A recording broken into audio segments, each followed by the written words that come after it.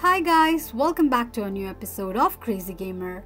Today in this video, I'm gonna show you how you can download your Wordscape application on iPhone. Keep watching the video till the end.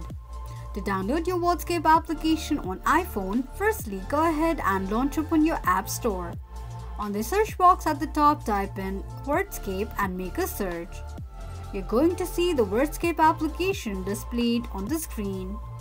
Simply tap on Get option to download the application. While downloading an application, make sure that you are connected to a strong internet. Once the application is downloaded, tap on Play button to launch the application.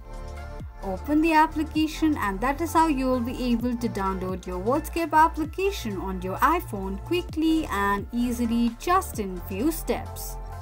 If you have any thoughts or queries, let us know in the comments section. Don't forget to subscribe to our channel. Also press the notification bell icon so that YouTube will notify you whenever we post a new video.